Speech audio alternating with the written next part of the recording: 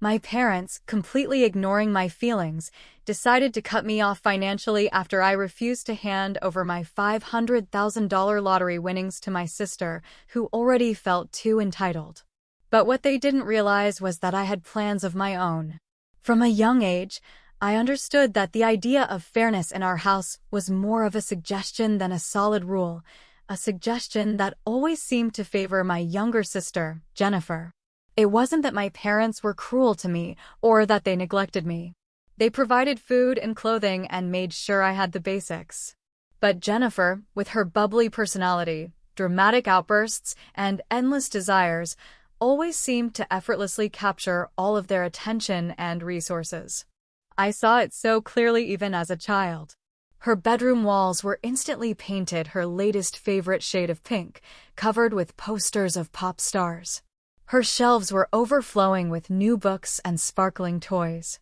My room remained the same boring beige since we moved in, furnished with hand-me-down furniture that had definitely seen better days. If I ever dared to ask for anything, the response was almost always a dismissive, "We'll see," which was just their gentle way of saying never. This constant favoritism wasn't limited to material items. It also affected how our achievements were celebrated. I remember my 10th birthday so clearly. I was really passionate about art back then, spending hours drawing and coloring. I remember foolishly hoping that, for once, my passion would be recognized and celebrated. Instead, I received a generic pack of colored pencils. A couple of years later, Jennifer's 10th birthday was an over-the-top spectacle, complete with pony rides and a custom cake shaped like a castle, everything a child could ever dream of, and more. School wasn't any different. I was a good student, always trying my best to bring home good grades, desperately hoping that maybe that would be enough to earn even a fraction of the praise Jennifer always received so easily. I made the honor roll several times during high school, rushing home each time with my certificate, silently hoping for a reaction that was more than a quick, indifferent, "That's nice." But when Jennifer managed to pull a B+ on a test, it was as if she had won some major award. They even took her out for a fancy dinner to celebrate her accomplishment, something that never happened with any of my own academic achievements. The older we got, the larger the material and emotional differences between us became. High school graduation is a milestone for every teenager, isn't it? When I graduated, I received a handshake from my father and a card with $50 from my mother, which, while nice, felt incredibly anticlimactic. It felt more like a pat on the head than a celebration of years of hard work. But when Jennifer graduated, they went all out. A brand new car was waiting for her in the driveway, complete with a giant red bow. That night, they threw a party that felt more like a royal feast. Distant relatives I hadn't seen in years came, and there was so much food and laughter, the kind that was entirely missing during my own graduation. Living under this constant shadow of indifference, I began to internalize the idea that I was somehow the problem. I wondered if there was something unlovable about me, or maybe I just wasn't destined for success. These thoughts became increasingly overwhelming, and I eventually found myself battling anxiety and depression. It didn't matter how much I accomplished, it never seemed to close the chasm in how my parents treated Jennifer versus how they treated me. The lack of material things, the newest phones, the designer clothes, I could have overcome those. It was the emotional discrepancy that truly wore me down. I felt like I existed on the periphery, my voice never heard, and fundamentally lacking something everyone else possessed. When I landed a good job, one that finally paid a decent salary, I was excited to tell my parents. Their reaction was, as I'd come to expect, practical and self-serving. They didn't ask if I'd found a nice place to live or if I was excited about this new chapter. Immediately, they saw it as an opportunity for themselves, promptly suggesting that I begin saving for Jennifer's wedding, even though she wasn't even dating anyone seriously. It was always about her, always about anticipating and fulfilling her needs and desires. My income was just another resource, another pot of gold to be diverted to Jennifer's future. I tried to push back, to explain that I had my own life and my own financial goals to think about. Their response was a mixture of disappointment and disbelief, tinged with a subtle form of reproach. How could you be so selfish? Shouldn't family come first? The guilt was immense, a familiar weight on my chest. Years of being conditioned to prioritize Jennifer made it incredibly difficult to advocate for myself, to even imagine putting my own needs first. But deep down, a small voice whispered that if I didn't start drawing some lines, I would never be able to live the life I truly wanted. So, I hatched a plan. I would contribute a small, token amount to this imaginary wedding fund, just enough to keep the peace and avoid the inevitable emotional fallout. But I would also start saving, secretly, for my own dreams. I'd always wanted to start my own business, a niche clothing line for little girls, specializing in adorable frocks and dresses. It was a dream I had nurtured for years, a tiny flame flickering in my heart. With my new job, I finally had a chance to make it a reality, if only I could carefully navigate the emotional and financial landmines that came with my family. I wish I could say that things improved as Jennifer and I got older, but that simply isn't true. The favoritism that defined our childhood seemed to intensify with each passing year, especially as we entered those big milestone moments that every family loves to celebrate. But in our house, some celebrations were decidedly more equal than others. Jennifer's Sweet 16 was a spectacle, something straight out of a movie. Our backyard was transformed into a fairy tale garden, with twinkling lights strung everywhere, a DJ blasting the latest hits, and a buffet that could have fed an army. Friends, family, and practically half the school turned out for what had been declared the event of the year. I remember watching her blow out the candles on her massive, three-tiered birthday cake, surrounded by a throng of adoring guests. It was her moment, her day. Everyone repeated, and they weren't wrong. 2 years earlier, my own 16th had passed with considerably less fanfare. I got a happy birthday in the morning, a quick pat on the back from Dad, and a new book. Don't misunderstand me, I love to read, and it was a good book, but there was no party, no gathering of friends and family, no sense that it was a special day.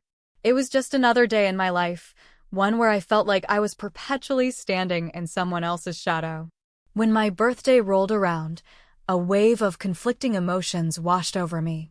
Part of me was relieved when the party I knew wasn't going to be anything special turned out to be practically non-existent. Less potential humiliation, I reasoned.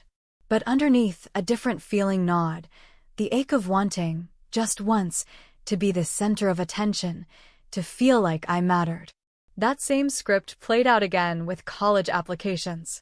I'd quietly applied to a few state schools, juggling the process on top of everything else. When the acceptance letter from a decent, if unremarkable, university arrived, I felt a surge of pride. I'd done it all myself. But when I told my parents, their congratulations were muted. A simple, "that's good," and a pat on the head. No celebratory dinner, no help navigating the financial aid forms or dorm logistics. I just worked more hours at the local diner and secured a small student loan. I figured it out. Then came Jennifer's acceptance.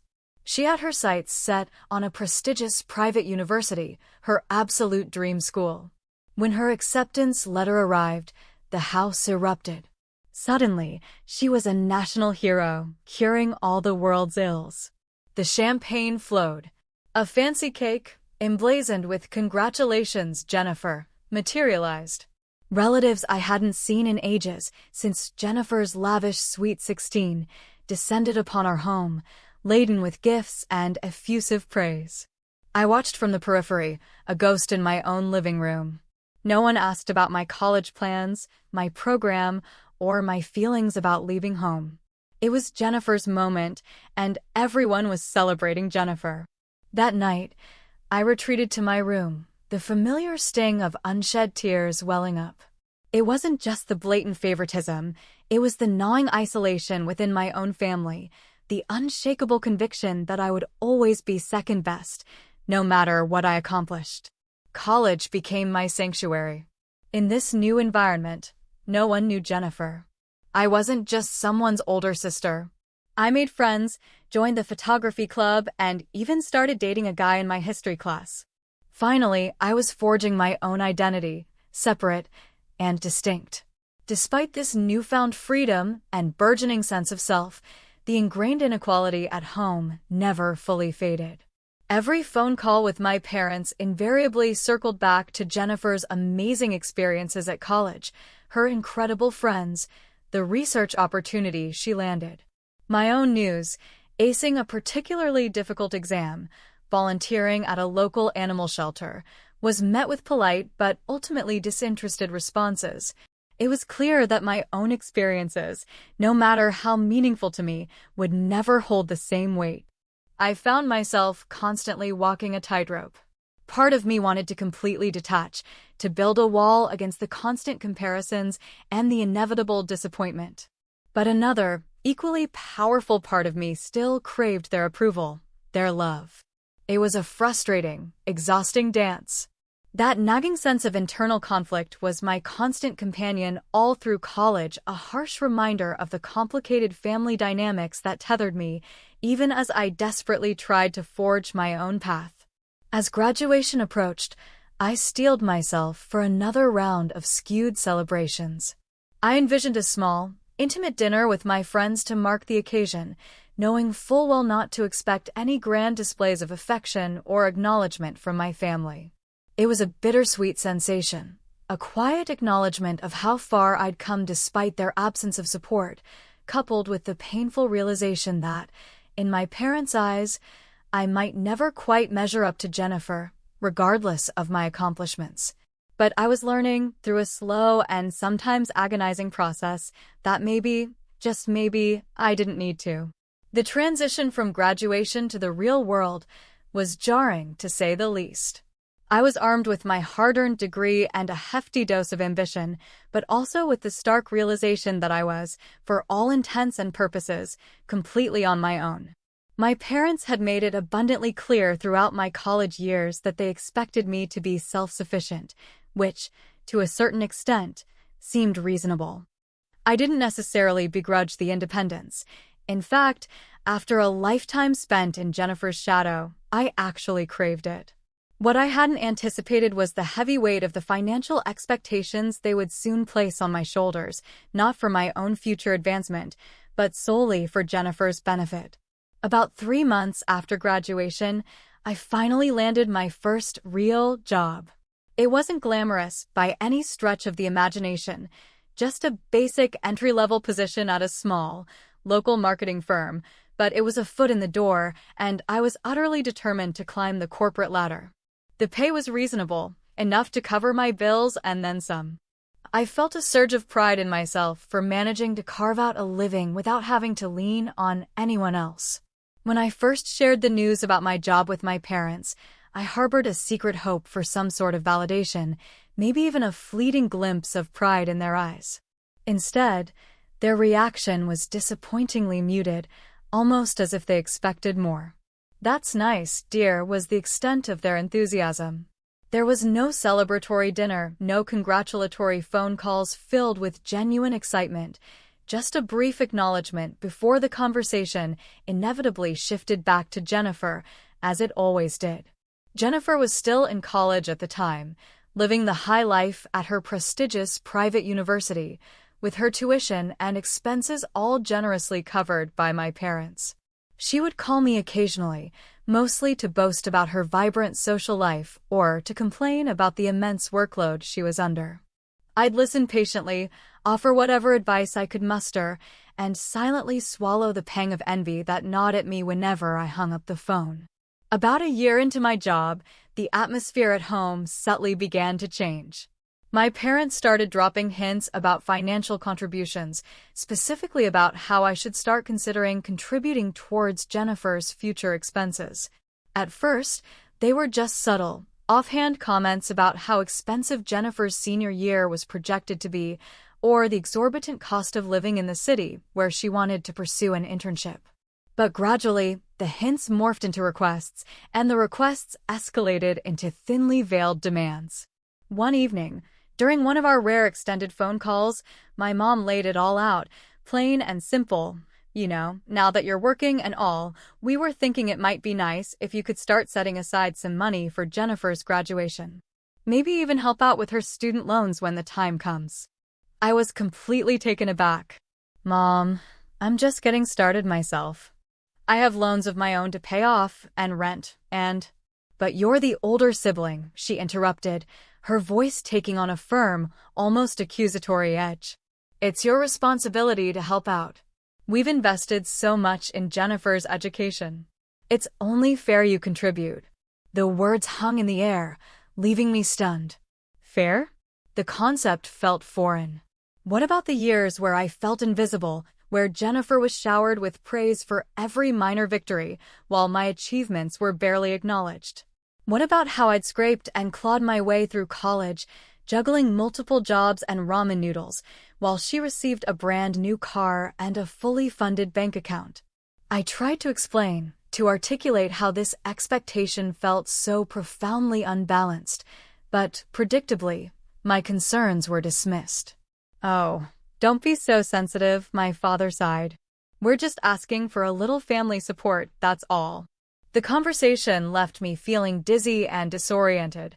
Frustration simmered beneath the surface, mixed with a deep, dull ache of hurt and a slow-burning anger. I had worked tirelessly to establish my own independence, to prove that I could stand on my own 2 feet, and now they were asking me to surrender my hard-earned money to support the golden child, my sister, who had never known a moment's financial insecurity or real hardship. Despite my internal resistance, the pressure didn't dissipate. Over the following months, every phone call seemed subtly orchestrated, always circling back to my financial obligation towards Jennifer. When I finally received a small, hard-won raise at work, my parents immediately saw it as an opportunity for me to increase my contributions to what they now referred to as Jennifer's fund. It was as if my own aspirations, my own responsibilities, were utterly irrelevant. As if my sole purpose in life was to ensure Jennifer's continued comfort and unwavering success. Feeling trapped and emotionally manipulated, I reluctantly agreed to a small monthly contribution. It wasn't a significant amount, certainly not enough to truly ease their demands, but it was the most I could realistically afford without compromising my own carefully constructed financial stability. I desperately hoped this concession would appease my parents and finally put an end to their relentless badgering. But internally, a deep-seated resentment began to fester, not only towards my parents and their blatant favoritism, but also, unfairly, toward Jennifer herself, even though I knew, on some level, that she wasn't entirely to blame. This added financial strain introduced a new layer of complexity to our already strained family dynamic. I felt exploited, as if my own dreams and needs were consistently relegated to a distant second place behind Jennifer's. It wasn't just about the money, although that was a significant factor. It was about the fundamental lack of fairness, a pervasive imbalance that had defined my relationship with my parents for as long as I could remember. I was always the afterthought, the safety net, never the priority. This entire situation forced me to seriously reevaluate my relationship with my family. I began to slowly withdraw, creating emotional distance to protect my own fragile mental and emotional well-being. I still attended obligatory family gatherings and maintained a superficial, polite relationship with my parents and Jennifer, but I kept my personal life and, more importantly, my finances closely guarded and private. Then, life, in its unpredictable fashion, threw me an unexpected lifeline, arriving just when I felt like I was about to drown in a sea of resentment and obligation. That lifeline materialized in the form of a $500,000 lottery win, a stroke of unimaginable luck that felt as though I had inadvertently stumbled into an alternate dimension. But as exhilarating as it was to suddenly have $500,000 sitting in my bank account, this newfound wealth also brought with it a whole new set of challenges, especially where my family was concerned.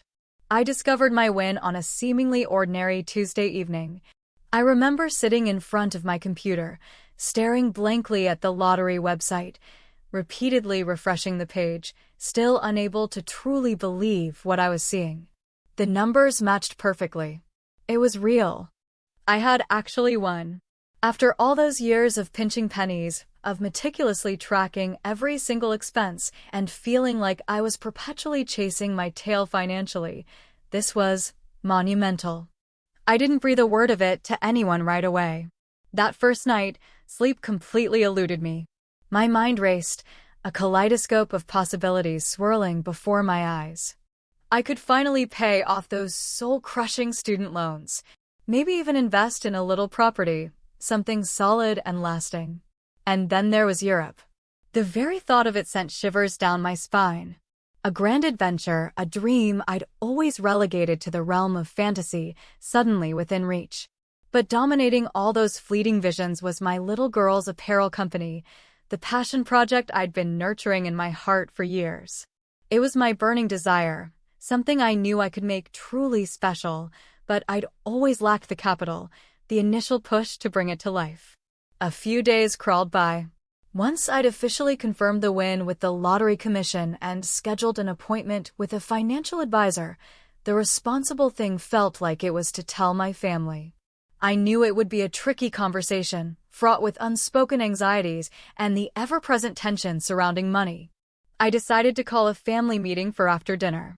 Dessert was cleared, the air thick with anticipation that I'm sure only I felt. Finally, I took a deep breath and plunged in. I won the lottery, I announced, striving to keep my voice even and calm. $500,000. The immediate reaction was intense.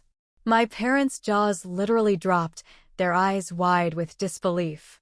Jennifer, on the other hand, erupted in a squeal of pure joy.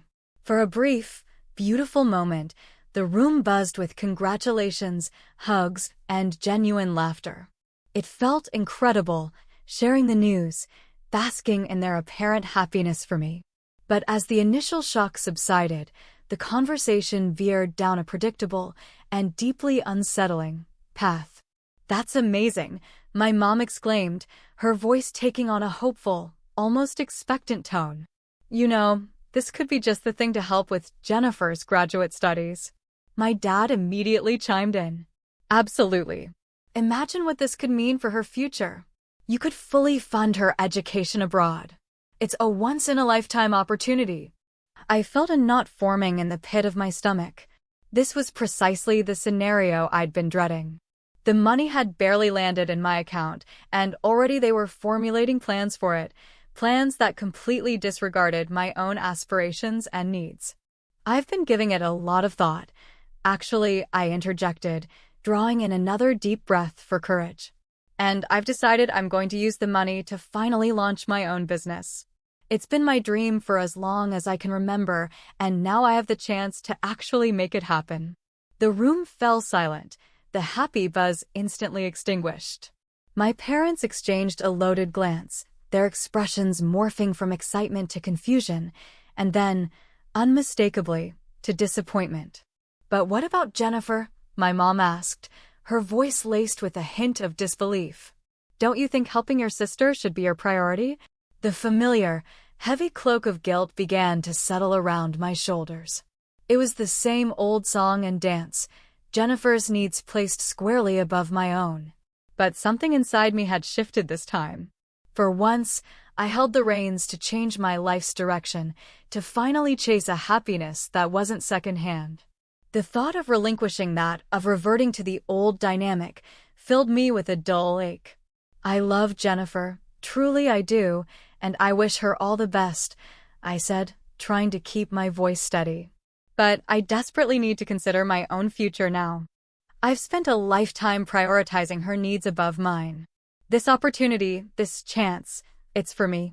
The conversation that followed felt like wading through thick mud, each word an effort.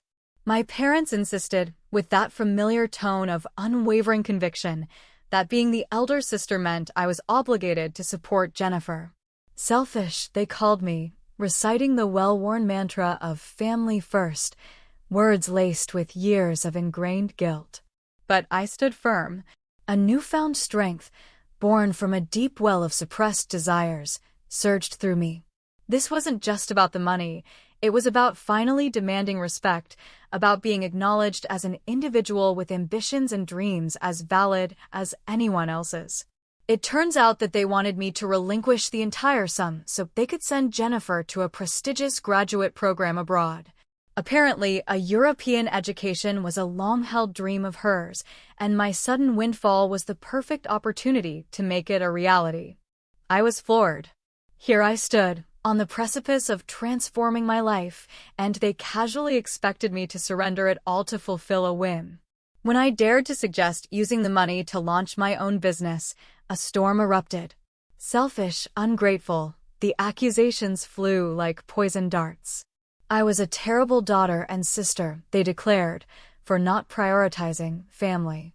In their eyes, I owed it to Jennifer to finance her aspirations, given all the sacrifices our parents had made for us growing up. But I refused to budge. I articulated my own goals, my own longing for something more, emphasizing that my aspirations were just as worthy as Jennifer's. They refused to listen, issuing a stark ultimatum: hand over the winnings or leave.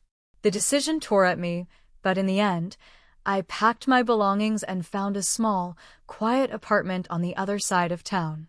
My parents and Jennifer haven't spoken to me since. The guilt still gnaws at me sometimes. I question whether I made the right decision, if I should have swallowed my own desires for the sake of familial peace.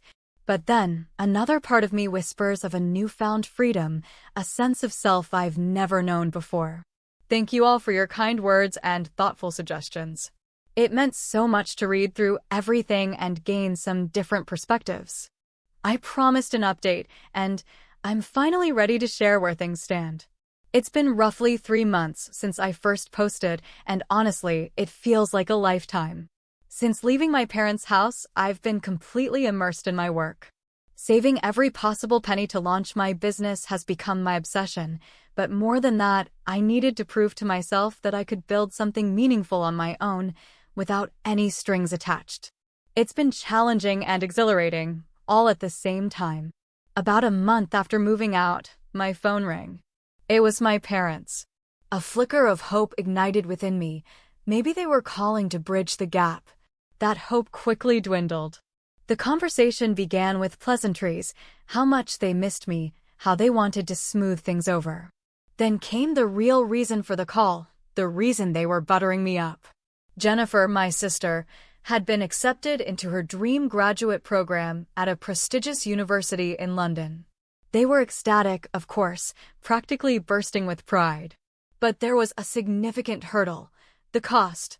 Tuition, accommodation, living expenses. It was a staggering amount, far beyond their means. And that's where I came in, or so they thought. They wanted me to loan them a substantial portion of my savings, earmarked for Jennifer's education. They promised repayment, eventually, but the sincerity felt thin, almost non-existent.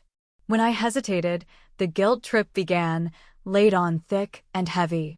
Jennifer's future was at stake, her dreams hanging in the balance. If I didn't help, I'd be responsible for her potential unhappiness.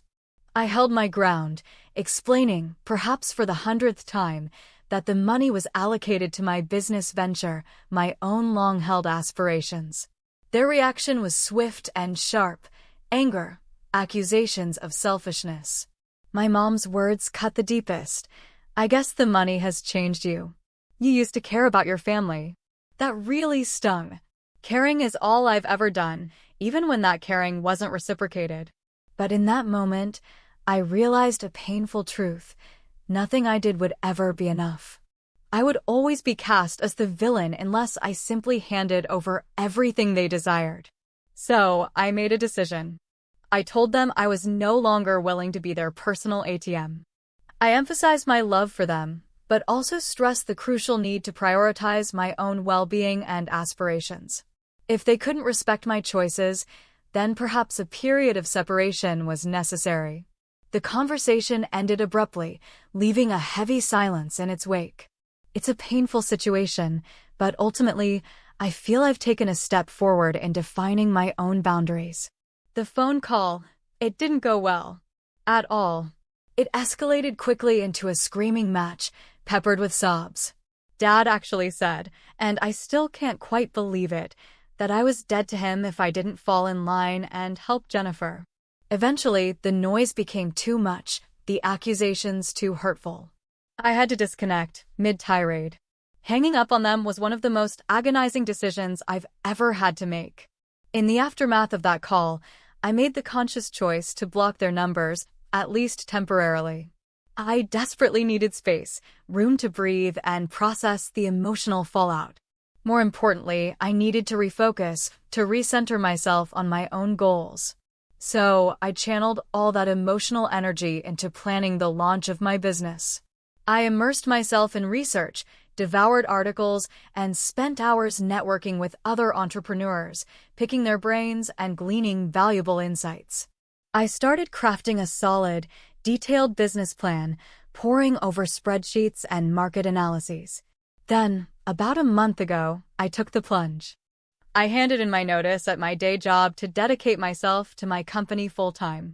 It was terrifying, a leap of faith into the unknown. But underneath the fear was an exhilarating current of freedom. For the first time, perhaps ever, I felt truly, completely in control of my own destiny. The last few weeks have been a whirlwind of activity, setting up my workshop, sourcing materials, and generally getting everything in order. I've hired a small team of part-time seamstresses to help with production, talented women who share my passion for quality and design. We're starting small, launching with an online store, but my vision extends far beyond that. I dream of expanding into brick-and-mortar locations, creating beautiful, inspiring spaces where customers can experience the brand firsthand. My first collection of girls' frocks and dresses is almost ready for its debut. The launch is imminent, and I'm a tangled mix of nerves and excitement, eager and apprehensive to see how the world receives my creations. I've poured my heart and soul into every single design, meticulously selecting fabrics and paying close attention to detail. I truly believe in the quality and craftsmanship of our products. Throughout this whole journey, I've had moments, dark moments, where doubt crept in and whispered insidious lies. Times when I questioned everything, wondering if I was making a catastrophic mistake, throwing away my security for a pipe dream.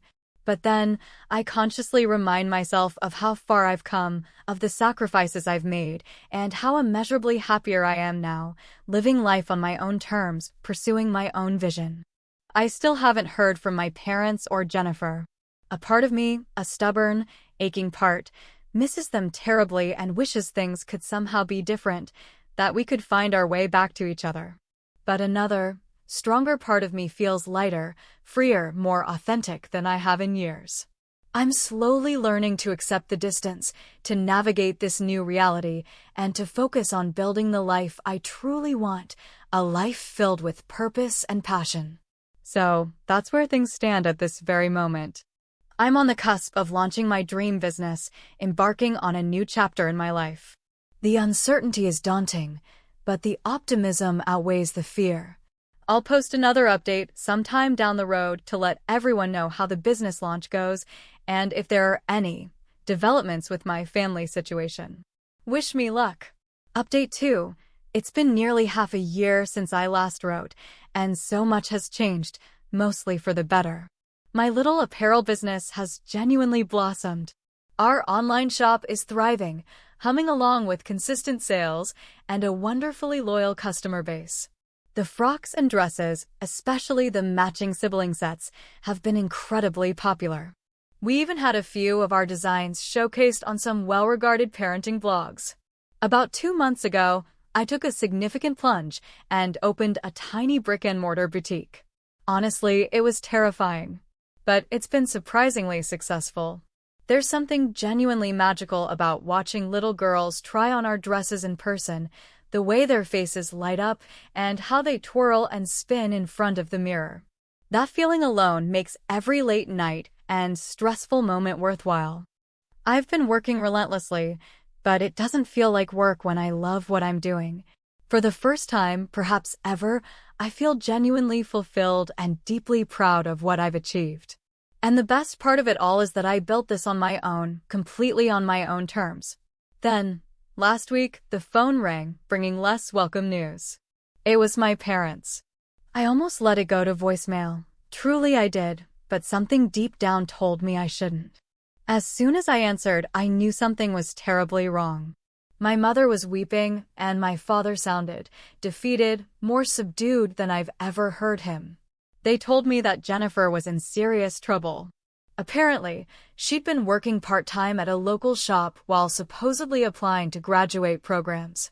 My parents, bless their hearts, had been helping her financially, but it wasn't enough to maintain her lifestyle, so she started taking money from the till at work.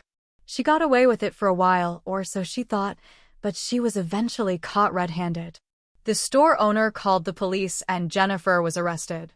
My parents were beside themselves, frantic. They didn't have the funds for bail, never mind a lawyer. They were calling to ask, no, to beg, for my help. They needed several $1,000s to get Jennifer out of jail and begin to build her defense. It threw me into turmoil. Part of me is still so hurt and angry about the way they treated me for so long. A part of me wanted to say they had made their bed and must deal with the outcome on their own. But another part, the part that remembers what it's like to feel lost and desperate, knew that jail could be a dangerous place, especially for a young woman. After much deliberation and soul-searching, I decided to help, but this time it would be on my terms, with clear boundaries. I agreed to cover Jennifer's bail, making it abundantly clear that this was a singular event, a one-time offering of support. I informed my parents that the funds would be transferred directly to the bail bondsman, bypassing them entirely.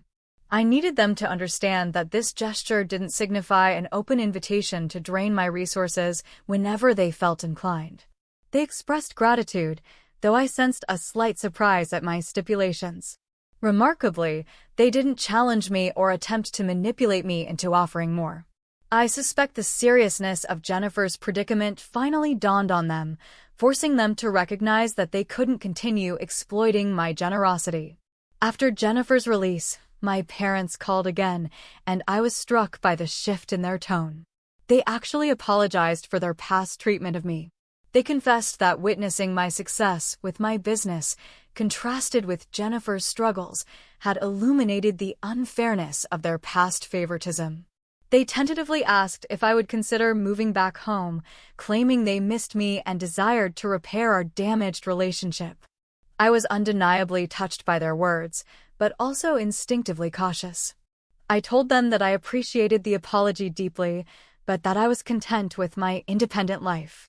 I suggested a gradual approach, perhaps a monthly family dinner, to slowly rebuild our connection. They agreed, seeming to comprehend that a return to normalcy couldn't be forced or expected instantaneously. We've shared 2 dinners thus far, and while there's still a lingering awkwardness, it feels as though we are genuinely making progress. Jennifer, meanwhile, is confronting some substantial legal challenges. My parents are actively searching for a competent lawyer to represent her.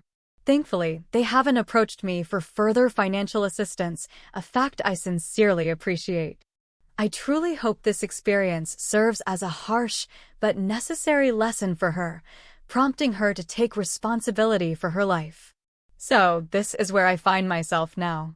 My business is flourishing, I am tentatively reconnecting with my family, and I'm feeling more empowered and self-assured than I have in a long time. It hasn't been an effortless journey, but I am immensely proud of the resilience I've demonstrated and the distance I've traveled.